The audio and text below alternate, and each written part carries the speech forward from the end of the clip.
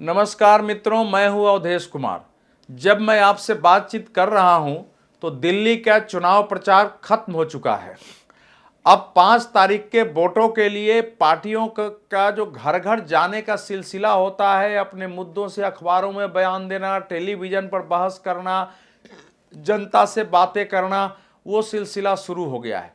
लेकिन इस चुनाव के प्रचार को आप देखेंगे तो इसमें कुछ बातें बिल्कुल स्पष्ट रही हैं। पहली बात यह रही है कि अरविंद केजरीवाल जी जो दिल्ली के पूर्व मुख्यमंत्री थे, इस समय भी जो उनकी सरकार है, सरकार में मुख्यमंत्री न रहते हुए भी सुपर मुख्यमंत्री की भूमिका में हैं, पार्टी के प्रमुख हैं। उनको अंदर से उन्होंने परेशानी महसूस की है, उनको उनके कठिनाइयों का आभास उनके चेहरे से हो रहा था। 2013, 2015, 2020 की तरह उनके चेहरे पर कॉन्फिडेंस का भाव नहीं था। ज़्यादातर उन्होंने चुनाव आयोग पर, भारतीय जनता पार्टी पर और ऐसे ऐसे आरोप लगाए हैं, जैसे आज ही उन्होंने कहा है कि भारतीय जनता पार्टी ने देश भर से गुंडों को बुला लिया है, लेकिन हमने अपने सक्रिय कार्यकर्ताओं को जगह जगह एक्टिव कर दिया है। अगर वो करेंगे तो उनको लाइव टेलीकास्ट करके जनता के बीच दिखाएंगे। वो झुग्गी झोपड़ी वासियों को 3,000 से 5,000 रुपये तक देने की कोशिश करेंगे, वो भी हम पकड़ेंगे। उन्होंने चुनाव आयोग पर आरोप लगा दिया कि मुख्य चुनाव आयुक्त राजीव कुमार रिटायर हो रहे हैं, उनको रिटायरमेंट के बाद नौकरी चाहिए, वो चुनाव क्यों नहीं लड़ लेते हैं। दिल्ली पुलिस हमारे विरुद्ध जो है काम कर रही है। तो ये सारे इस ढंग के जब आरोप लगाए जाते हैं तो लगता है कि व्यक्ति जो है कहीं ना कहीं परेशान है। दूसरा जो केजरीवाल जी की तरफ से दिखाई दिया इस चुनाव में, कि उन्होंने इस प्रवृत्ति को समझ लिया है कि भारतीय जनता पार्टी किसी चुनाव में उसकी वोट थोड़ी कम हो सकती है, थोड़ी ज़्यादा हो सकती है, कोई चुनाव वो हार सकती है, लेकिन हिंदुत्व इस समय भारत के जो बहुत बड़े भाग का एक वोट देने के लोगों के अंदर मानसिकता का एक ठोस आधार बन गया। एक बड़ा वर्ग हिंदुत्व के आधार पर वोट कर रहा है। इसलिए अगर कहीं से भी हम हिंदुत्व विरोधी दिखलाए, उसके समर्थक नहीं दिखे, तो हमारा वोट कट सकता है। उनको यह भी पता था कि दिल्ली में कांग्रेस मजबूत है नहीं, इसलिए मुस्लिम वोट हार कर मेरे पास ही आएगा, इसलिए मुसलमानों को लेकर ज़्यादा एग्रेसिव होने की आवश्यकता नहीं है। तो उन्होंने जेल से निकलते समय वंदे मातरम का नारा लगाया, भारत माता की जय का नारा लगा, अयोध्या स्वयं रामलला का पत्नी के साथ दर्शन करने गए और दिल्ली में आकर के पुजारियों और ग्रंथियों के वेतन की घोषणा की, बताया कि हम तीर्थ यात्राओं की कराने की संख्या बढ़ाएंगे। फिर बाद में पता चला कि मंदिरों के बिजली शुल्क माफ़ करने पर भी विचार हो रहा है। बहुत सारी बातें। तो उन्होंने हिंदुत्व को अपने को एक निष्ठावान हिंदू साबित करके बीजेपी को घेरने की कोशिश की। उनको लगा कि बीजेपी से अगर मुख्य मुकाबला है तो हिंदुत्व और राष्ट्रवाद, ये दो मुद्दों पर जो है हम आक्रामक रहेंगे तो हमको बीजेपी कमजोर नहीं कर पा सकेगी।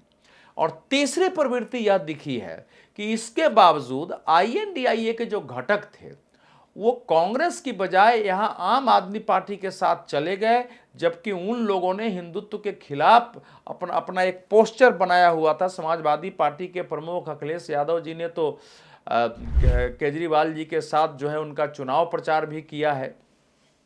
बाकी सभी पार्टियों ने उनको समर्थन दिया, ममता बनर्जी ने समर्थन दिया। तो आईएनडीआईए कम से कम दिल्ली चुनाव में बिखर गया एक प्रकार से। उसका एक बड़े कांग्रेस से तो बिखर गया है। आगे के लोकसभा चुनाव में क्या होगा वो हम नहीं जानते हैं।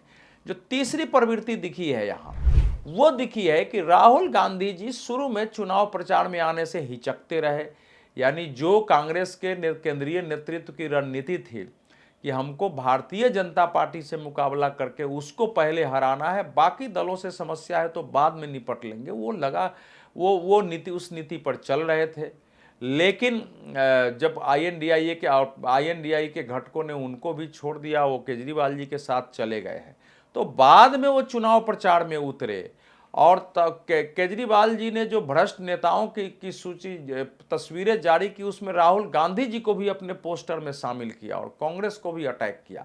इसमें अरविंद केजरीवाल जी की नीति थी कि कांग्रेस निकल के बाहर आए किसी प्रकार से, और निकल के आए और कुछ ऐसी बातें बोले जो उसको मिलने वाला वोट जो है वो कटे किसी, और हमको उनको भी निशाना बनाने का मौका मिले कि हम बता दें कि कांग्रेस और भाजपा से हमारी क्या दूरी है।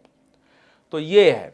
जो यहां पांचवी प्रवृत्ति चुनाव में देखी कि आम आदमी पार्टी ने कांग्रेस को भारतीय जनता पार्टी की बी टीम साबित करने की कोशिश की कि वो तो खड़ी है बीजेपी को हराने के लिए, उसको वोट दोगे तो बीजेपी जीत जाएगी, इसलिए बीजेपी को हराना है तो कांग्रेस को वोट मत देना, ये उन्होंने लगा। सबसे जो चिंताजनक प्रवृत्ति उभरी वो उभरी है कि केजरीवाल जी ने जो फ्री वीज यानी मुफ्त की सेवाएं देना, बिजली पानी आदि की घोषणाएं, बसों की यात्रा मुफ्त करा दो, कहीं पास के दाम कम कर दो, आप तीर्थ यात्राएं करा दो, उसके साथ साथ जो और भी वो कुछ जो फ्री वीज जो मुफ्त खोरी की जो उन्होंने प्रवृत्ति ली वो इस चुनाव में व्यापक रूप से बढ़ी है। उन्होंने घोषणाएं की, कांग्रेस ने ऐसी ऐसी घोषणाएं की, भारतीय जनता पार्टी भी उसमें उतर गई, क्योंकि लगातार 1998 से वो चुनाव हार रहे हैं, 2013 से आम आदमी पार्टी से वो हार रहे हैं। 2013 में हालांकि आम आदमी पार्टी और उनका लगभग समान मुकाबला था, लेकिन उसके बाद 2 विधानसभा चुनाव बुरी तरह हारे और इस बार तो एमसीडी तक का चुनाव वो आम आदमी पार्टी से हार गए। तो पार्टियों के अंदर जो लोकल नेताओं से मेरी बात होती थी वो मानते थे कि केजरीवाल से मुकाबला करना है तो हमको ये सब घोषणाएं करनी पड़ेगी, वो बहुत चिंताजनक है। और उसके कारण मिडिल क्लास के लोगों को ये लगा कि भाई भाजपा भी अगर उसी धारा में कूद जाएगी तब तो फिर कोई उपाय ही नहीं है, फिर तो उससे अच्छा केजरीवाल है, ये भाव लोगों के आया है। लेकिन धीरे धीरे चूंकि बजट आया है, बजट में मिडिल क्लास के लिए काफ़ी घोषणाएं हुई। पहली बार मिडिल क्लास को, जिसको मध्यम वर्ग कहते हैं, अगर नौकरी से 12,75,000 की आय है और किसी कारोबार से अन्य स्रोत से 12 लाख तक की आय है तो उसको 1 नया पैसा कर नहीं देना पड़ेगा। 95% लोगों का देश में कर माफ हो गया। दिल्ली में तो ज़्यादा लोगों का हुआ क्योंकि दिल्ली तुलनात्मक रूप से यहाँ आय कर देने वालों की संख्या बहुत ज़्यादा है, तो यहाँ भारी संख्या में, तो उससे थोड़ा सा लग रहा है कि चीज़ें शायद बीजेपी के पक्ष में जा सकता है। लेकिन इस चुनाव का जो महत्वपूर्ण इससे भी पहलू है वो यह है कि जब केजरीवाल जी ने ये कहा था कि जमुना वोट नहीं दिलाएगी, यह मैं समझ गया, तब उनको इसका आभास नहीं था कि जमुना का पानी और जमुना भी मुद्दा बन जाएगा। और यमुना मुद्दा उन्हीं के बयान से बना जब उन्होंने ये कहा कि भैया ये तो हरियाणा की जो सरकार है वो तो दिल्ली के लोगों को मारना चाहती है, उसने तो वहां जहर मिला दिए, तो हमारे इंजीनियर और हम हैं कि उस जहर को जमुना की सीमा पर रोक दिया है। अब ऐसी भयानक ये आरोप था, ऐसा भयानक आरोप था कि इससे एकदम सनसनाहट फैल गई देश में कि कोई भी पार्टी, कोई सरकार एक राज्य में विधानसभा में वोट नहीं मिला उसको मारने के लिए और नदी में जहर डाल देगी। और उसके बाद धीरे धीरे फिर हरियाणा के मुख्यमंत्री नायब सिंह सैनी ने अटैक किया, फिर उन्होंने पानी पी करके दिखाया, उस पर केजरीवाल जी की पार्टी ने अटैक किया। और जो केजरीवाल जी के बयान के खंडन करने के लिए जो दिल्ली जल बोर्ड ने जो प्रेस रिलीज जारी किया था उसको अपने पक्ष में भुनाने के लिए पार्टी खड़ी होगी, देखिए देखिए जल बोर्ड भी हमारी ही बात का समर्थन कर रहा है, जबकि जल बोर्ड के बारे में इनकी पार्टी ने ये कहा था कि ये तो एलजी के दबाव में इसने खंडन किया है। अमोनिया की मात्रा 7% के आसपास पहुंच गई है, देखो देखो, और हमारे यहाँ तो हमारे पास सफाई की उतनी क्षमता ही नहीं है। जबकि जल बोर्ड ने कहा था कि भाई ये जो बोल रहे हैं ये कोई नई बात नहीं है, हर साल इस समय पानी बढ़ता है और उस समय हमको पानी रोकना पड़ता है। अब वो कह रहे हैं हमने सही बोला, लेकिन उन्होंने जहर शब्द का प्रयोग किया।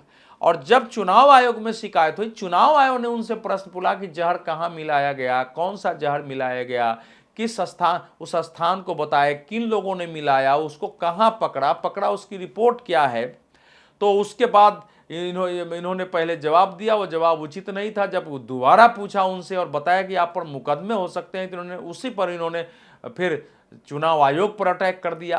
तो इस प्रकार की फिर ये कहना कि फर्जी वोटर हमारे क्षेत्र में बनाए जा रहे हैं, उत्तर प्रदेश बिहार के लोग आ गए हैं यहाँ, अब वो गलती हो गई। उसके बाद उन्होंने पूर्वांचलियों का इशू उठाना जोर जोर से शुरू कर दिया। तो केजरीवाल जी का ये जो रूप आया है, आश्चर्य की बात यह है, उस रूप से जमुना और जमुना का पानी दिल्ली में इस बार व्यापक बहस का विषय बन गया और धीरे धीरे ये चुनाव का मुद्दा बन गया। नदियां चुनाव के मुद्दा नहीं बनते थे, तो ये एक पॉजिटिव इस चुनाव का एक प्रतिफल है। परिणाम जो भी हो, पानी यहाँ का मुद्दा बना, सड़क मुद्दा बन गया है, क्योंकि दिल्ली की सड़कें टूटी हुई है। लोग कह रहे हैं कि भैया अब ये तो दिल्ली की सड़कों को तोड़ दिया, पानी खराब कर दिया, हवा खराब कर दिया, इस आदमी को क्यों वोट दें। और फिर भ्रष्टाचार के जो आरोप है आपके सामने है, सब जो है 2020 के बाद के है, शराब कांड हो, बाकी कांड हो। तो इसलिए आम आदमी पार्टी इस समय परेशानी में नजर आ रही है। भारतीय जनता पार्टी चूंकि अपना कोई नेता केजरीवाल जी के समानांतर खड़ा नहीं किया, उनकी राजनीति के मुकाबले के लिए नहीं खड़ा किया, तो उस रूप में भारतीय जनता पार्टी की ऐसे अभी तक बहुत ज्यादा बढ़त नहीं दिख रही थी। मुकाबले थे, दबाव में भी केजरीवाल थे, उनकी सीटें खुद फंसी हुई है। वहां प्रवेश वर्मा भी शानदार तरीके से लड़ रहे हैं। जो नई दिल्ली का क्षेत्र है, संदीप दीक्षित भी लग रहे हैं, और उनकी सीट का आकलन यह है कि केजरीवाल को कांटे की टक्कर का सामना करना पड़ रहा है। कुछ सर्वे वाले कह रहे हैं कि वो चुनाव हार भी सकते हैं। उसी ढंग से मुख्यमंत्री आतिशी घिरी हुई हैं, उनमें अलका लांबा उनके विरुद्ध हैं, और दिल्ली में भले ही रमेश बिधूरी जी जो वहाँ उस क्षेत्र से सांसद थे, वहाँ के विधायक रहे, कार्यकर्ताओं के नाते घर घर तक उनके संबंध है, तो वहाँ उनके लिए समस्या पैदा हो गई है। जंगपुरा में अपना क्षेत्र पटपरगंज छोड़ करके मनीष सिसोदिया जी जंगपुरा गए, वहाँ उनको घेरा गया है, खड़े हो गए हैं। तो ऐसे प्रमुख नेताओं की जबरदस्त घेरेबंदी हुई है, उससे वो केजरीवाल जी परेशान है, आम आदमी पार्टी परेशान है। इसीलिए फर्जी वोटर बनाए गए हैं, लोगों को पुलिस वोट नहीं डालने देगी, निकलने नहीं देगी, पैसे बांटेगी। हमारे कार्यकर्ता तैयार हैं, चुनाव आयोग तो मिला हुआ है, दिल्ली पुलिस मिला हुआ है, कांग्रेस के लोगों ने भाजपा से पैसा ले लिया, ये सब आरोप लगाने का मतलब वो हिले हुए हैं दिल्ली। लेकिन केजरीवाल जी की जो राजनीति है, इस देश के सभी विवेकशील लोग चाहते हैं कि उस राजनीति का अंत हो। आप देखिए ना, एक आदमी जिसकी जिम्मेवारी है, वो अगर ये कहेगा कि हम क्या है, देखो ना, ये तो सारा गड़बड़ी इन लोगों ने किया है, उनको तो कुछ करना नहीं है, केंद्र ने हमको साथ नहीं दिया, केंद्र ने गड़बड़ी कर दी, जमुना को हरियाणा ने बिगाड़ दिया है, हमको तो एलजी काम नहीं करने देते हैं जी, हमने तो घोषणा कर दिया था। अब उनकी जो घोषणाएं हैं, वो सब जानते हैं कि वो आज की परिस्थिति में घोषणाएं लागू नहीं हो सकती हैं। दिल्ली के पास उतने पैसे नहीं है, दिल्ली अब राजस्व के मामले में या धीरे धीरे कमजोर हुआ है। तो इन सब कारणों से दिल्ली के लोगों के अंदर, एक वर्ग के अंदर तो परिवर्तन का भाव दिखा है। मैं रिजल्ट को फोकस नहीं कर सकता हूं, मैं इतना ही कह सकता हूं कि इस चुनाव में हिंदुत्व भी व्यापक मुद्दा है, बांग्लादेशी घुसपैठ भी कुछ क्षेत्र के लिए मुद्दा बना है, इस चुनाव में विदेश नीति राष्ट्रवाद मुद्दा बना है, इस चुनाव में केजरीवाल जी की पॉलिसी, उन्होंने कहा कि मेरा ही मॉडल चलेगा, मैंने जो जनता खजाना कैसे खर्च करना है वो मेरा मॉडल ही चलेगा देश में, क्योंकि मैंने जनता पर खर्च किया है। अब सब लोग जानते हैं अगर इस मॉडल से देश चला तो देश नष्ट हो जाएगा, इस देश के लोग कामचोर हो जाएंगे, भ्रष्ट हो जाएंगे, लोगों के अंदर काहिली पैदा होगी, और साथ ही साथ देश में जब देश की हालत खराब हो जाएगी, खजाने खाली होंगे। तो ये जिस मॉडल की बात कर रहे हैं और जोर से कर रहे हैं, उस मॉडल के विरुद्ध कितने लोग हैं ये भी देखने वाली बात होगी, और दिल्ली के लोगों का परीक्षण भी है।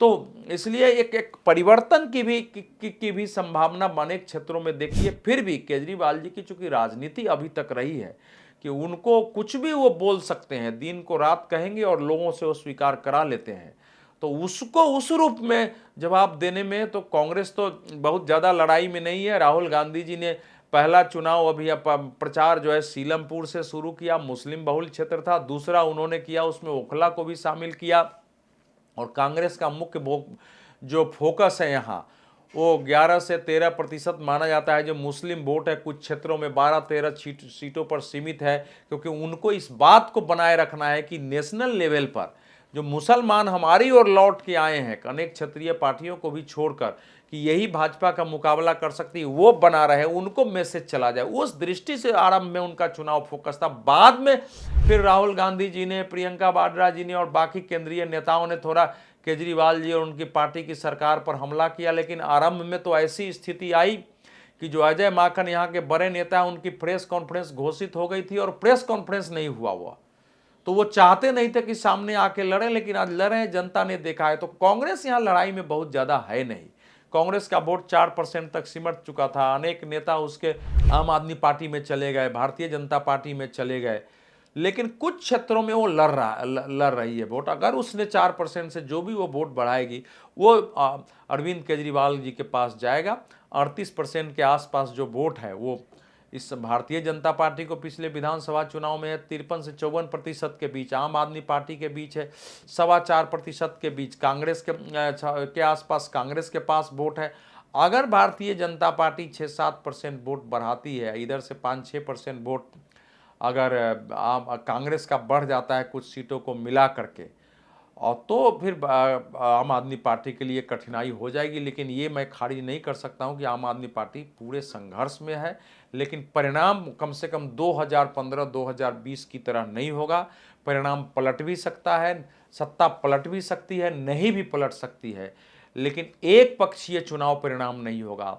केजरीवाल जी ने इस ढंग से हिंदुत्व के मुद्दे को उठाया है कि भारतीय जनता पार्टी के लिए एक चुनौती देने की कोशिश की। हालांकि सच यही है कि हिंदुत्व पर अगर कोई पार्टी प्रखर है राष्ट्रवाद पर, तो वो बीजेपी ही रही है। दूसरी पार्टियों ने बाद में स्वयं को नहीं हमको राम मंदिर से क्या समस्या है, लेकिन लड़ाई में सभी ने विरोध किया था। और केजरीवाल जी ने अपनी सरकार आने के साथ इमामों के लिए वेतन की घोषणा कर दी थी, पुजारियों के लिए इस बार उन्होंने वेतन की घोषणा की है। तो इसीलिए अब यहाँ की जनता तय करेगी। लेकिन अगर यहाँ से आम आदमी पार्टी हारती है तो फिर केजरीवाल जी का जो फ्री वीज का मॉडल है उसकी पराजय होगी और देश में इसका अच्छा संदेश जाएगा। कम से कम फ्री वीज को परास्त करना है। फ्री वीज दे करके 200 यूनिट बिजली, उसके भाई असलियत में कई बार बोल चुका हूँ, आपके सामने होगा कि उसका भी क्या है, 700 लीटर मुफ्त पानी और महिलाओं को बस में पास। और उसके चलते दिल्ली के डीटीसी की हालत खराब हो गई। 75% बसें खटारा हो चुकी है। नए बस जो 10-20 हज़ार इंक्लूड होने थे नहीं हुए। सड़कें ध्वस्त हो चुकी है। पानी लोगों को खरीद कर पीना पड़ रहा है। झुग्गी झोपड़ी के लोग भी वो कनस्तर में पानी मंगा करके भले 500 रुपया महीना पर उन्होंने ठीक किया, उनको पीना पड़ता है। दिल्ली की हवा खराब हो चुकी है। तो कम से कम फ्री वीज के नाम पर पूरी व्यवस्था को ध्वस्त करने वाला अगर मॉडल खत्म होता है तो ये देश के हित में होगा। और केजरीवाल जी की राजनीति में भी सुधार होगा कि हमको काम करके दिखाना पड़ेगा, केवल फ्री वीज से नहीं चलेगा। कुछ हमको सच्चाई पर भी बात करनी पड़ेगी। हम बहुत दिनों तक जनता को बरगला नहीं सकते हैं अगर वो, तो ये एक दिल्ली के लोगों के सामने फैसले की घड़ी है। मित्रों, बहुत बहुत धन्यवाद। हमारा ये आप जरूर देखिए इसको और अपनी प्रतिक्रिया भी दीजिए।